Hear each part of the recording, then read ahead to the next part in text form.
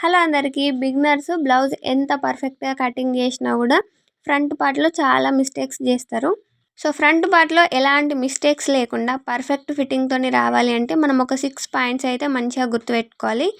అవేంటో ఈ వీడియోలో క్లియర్‌గా చూద్దాం. వీడియోని ఎక్కడ స్కిప్ చేయకుండా చూసేయండి.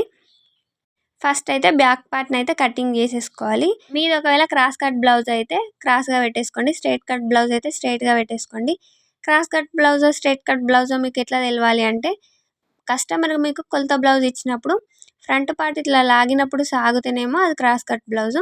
లేదు బ్యాక్ పార్ట్ లాగా మంచిగా స్ట్రెయిట్‌గా ఉంటే అది స్ట్రెయిట్ కట్ బ్లౌజు.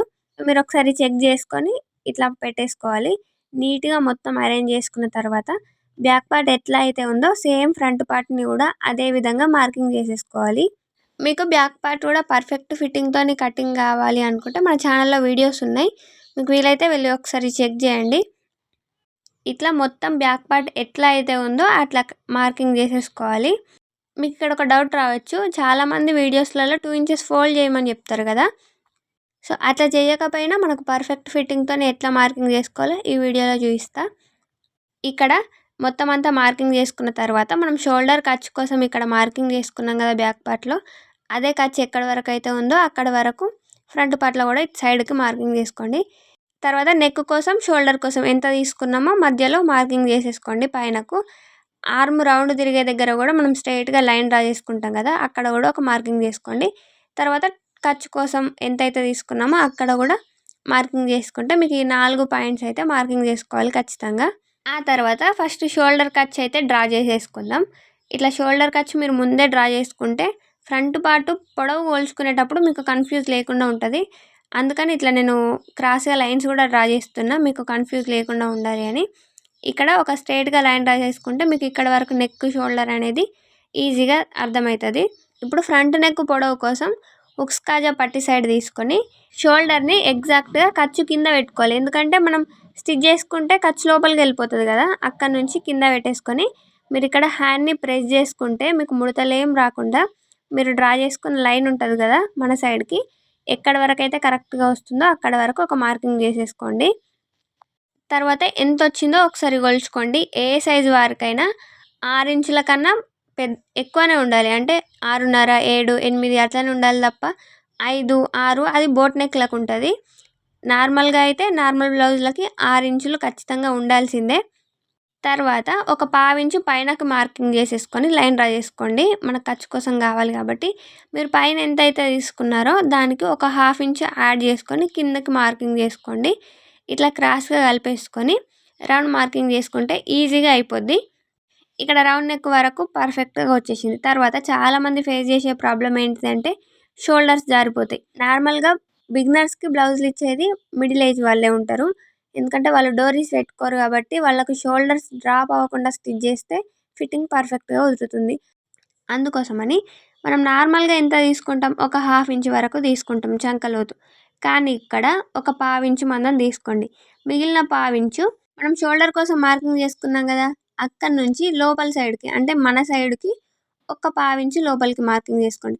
అదే పావించుని నెక్ వైపు కూడా కొంచెం ముందుకు మార్కింగ్ చేసుకోండి. ఇట్లా మార్కింగ్ చేసుకొని నెక్ సైడ్ పావించు లోపలికి తీసుకున్నాం కదా! దాన్ని నెక్ రౌండ్‌లోకి కలిపేసుకోవాలి. తర్వాత మనం పావించు లోతు తీసుకున్నాం కదా! ఆ లోతు మార్కింగ్‌ని కూడా ఇట్లా కలిపేసుకోవాలి. ఈ మార్కింగ్ మనం పైన పావించు లోపలికి తీసుకున్నాం కదా! ఆ మార్కింగ్‌ని కలుపుకోవాలి. ఇక్కడ మీకు అర్థమైందని అనుకుంటున్నా. ఒకవేళ మీకు అర్థం కాకపోతే కామెంట్ సెక్షన్‌లో కామెంట్ చేయండి. నేను క్లియర్‌గా ఎక్స్‌ప్లెయిన్ చేస్తా. ఇట్లా ఒక పావించు అయితే లోపలికి తీసుకున్నాం కదా! ఇక్కడ నెక్ రౌండ్ కూడా పావించులోకి కలుపుతూ మార్కింగ్ చేసుకుంటే మీకు రౌండ్ షేప్ పర్ఫెక్ట్‌గా వస్తది. అండ్ చంక సైడ్ కూడా కింది పావించు పైన లోపలికి తీసుకున్నాం కదా! ఆ పావించు కలుపుతూ మార్కింగ్ చేసేసుకోవడమే. తర్వాత మనకు షోల్డర్ ఉంది కదా!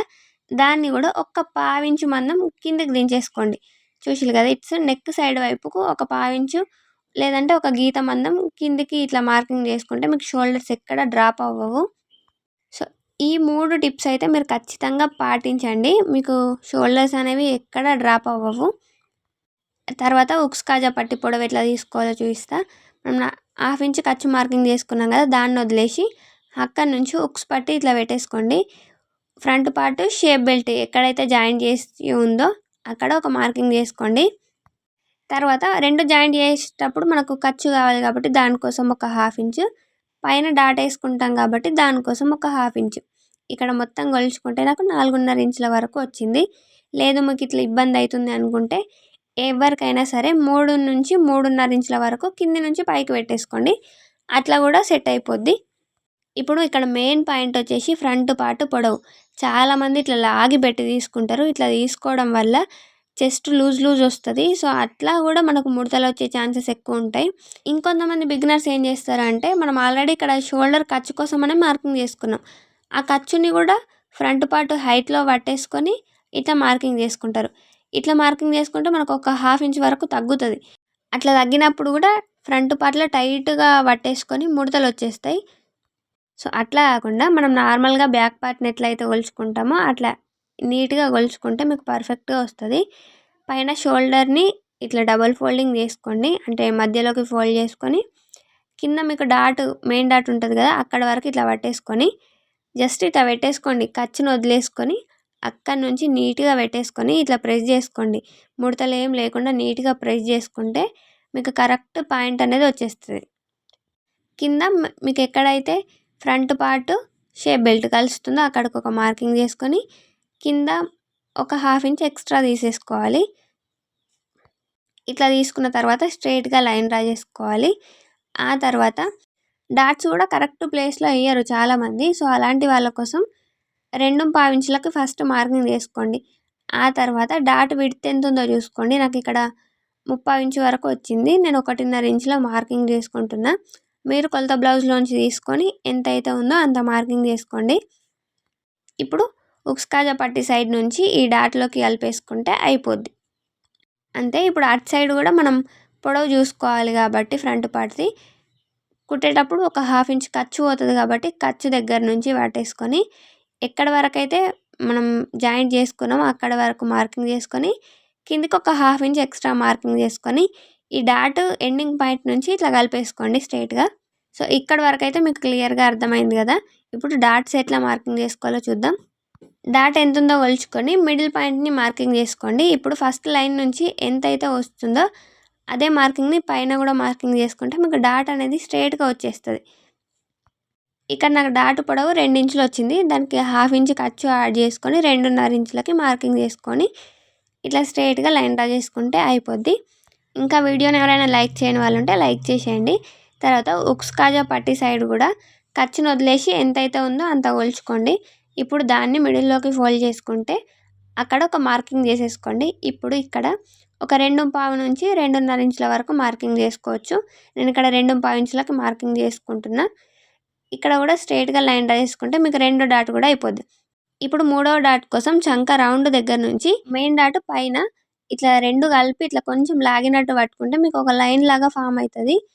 సో, అక్కడ మార్కింగ్ చేసేసుకోండి. దాని విడ్త్ మనం 3.5 ఇంచులు పెట్టుకోవచ్చు. మీరు కొలత బ్లౌజ్‌లోంచి తీసుకుంటా అన్నా కూడా ఈజీగా పెట్టేసుకోవచ్చు. ఇక్కడ మనకు ఇట్లా షేప్ అనేది ఈ విధంగా రావాలి. ఇట్లా వస్తే మీకు పర్ఫెక్ట్‌గా సెట్ అయిపోద్ది ఫ్రంట్ పార్ట్ అనేది. సో, ఇక్కడి వరకైతే మీకు క్లియర్‌గా అర్థమైందని అనుకుంటున్నాను. తర్వాత ఇంకొక 3 స్టెప్స్ అయితే చూపిస్తా. మనం 2 ఇంచెస్ ఖర్చు మార్కింగ్ చేసుకున్నాం కదా! అక్కడ చివరన ఒక పావు ఇంచు ఇట్లా పైకి మార్కింగ్ చేసుకోండి. ఇట్లా పైకి మార్కింగ్ చేసుకున్నారు కదా! ఆ తర్వాత చాలామందికి ఫ్రంటు నెక్ కూడా కొంచెం లూజ్‌గా అనిపిస్తుంది అంటారు. అలాంటి వాళ్ళకు ఒక పావించి వరకు లోపలికి తీసేసుకోండి. అండ్ కింది సైడ్‌కు ఒక పావించు బయటకు మార్కింగ్ చేసుకొని ఇట్లా క్రాస్‌గా కలిపేసుకోండి. ఇప్పుడు ఒక పాయింట్, 2 పాయింట్లు 2 వచ్చేసినాయి కదా! ఇంకొక మెయిన్‌ది చాలామందికి బ్లౌజ్ ఏసుకున్నప్పుడు చంక దగ్గర నుంచి ఉక్స్ పట్టి వైపుకు ఇట్లా టైట్‌గా పట్టేస్తది. అట్లా కాకుండా ఉండాలి అంటే నెక్ సైడ్‌కి ఒక పావించి మార్కింగ్ చేసుకోండి. కుట్టేటప్పుడు ఎట్లన్నా పోతది కదా! అక్కడి నుంచి కరెక్ట్‌గా పెట్టేసుకొని ఫ్రంట్ పార్ట్ ఇట్లా వెడల్పు చూసుకోండి. మీరు కరెక్ట్‌గా ఎక్కడి వరకైతే వచ్చిందో అక్కడి వరకు ఇట్లా నీట్‌గా పెట్టేసుకొని మీరు ఇప్పుడే చెక్ చేసుకుంటే మీకు స్టిచ్చింగ్ చేసేటప్పుడు ఈజీగా అయిపోద్ది. నాకు ఇక్కడ వరకు వచ్చింది. తర్వాత మనం ఇక్కడ డాట్‌ని స్టిచ్ చేస్తాం. డాట్‌ని స్టిచ్ చేసేటప్పుడు క్లాత్ ఎట్లైనా తగ్గుతది కాబట్టి ఒక పావించు ఎక్స్ట్రా పెట్టుకోండి. ఇప్పుడు ఈ పావించు దగ్గర నుంచి మనకు ఆల్మోస్ట్ ఖర్చెంత కావాలి? 2 ఇంచులు కావాలి. సేమ్ 2 ఇంచులని మార్కింగ్ చేసుకొని ఇట్లా కలిపేసుకోవడమే. అంతే. ఇప్పుడు మనకు క్లాత్ ఒక హాఫ్ ఇంచ్ వరకు పెరిగింది. సో, ఇట్లా మనకు చిన్న చిన్న టిప్స్‌ని ఫాలో అయితే మీకు ఫ్రంట్ పార్ట్ అనేది పర్ఫెక్ట్గా సెట్ అయిపోద్ది. ఇంకా వీడియోని లైక్ చేయని వాళ్ళు ఉంటే లైక్ చేసేయండి. అలానే ఛానల్ ఎవరైనా సబ్స్క్రైబ్ చేసుకుని వాళ్ళు ఉన్న ఛానల్ని సబ్స్క్రైబ్ చేసుకోండి. సేమ్ ఇదే ప్రాసెస్లో కటింగ్ చేయమని అయితే నేను చెప్పాను. బట్ మీకు ఎక్కడైతే ప్రాబ్లం అనిపిస్తుందో అక్కడ ఈ టిప్స్ని ఒకసారి యూజ్ చేసి చూడండి. మీకు రిజల్ట్ కనిపిస్తుంది ఖచ్చితంగా. అంతే ఈ వీడియో. నెక్స్ట్ వీడియోలో మళ్ళీ కలుద్దాం. Thank you for watching.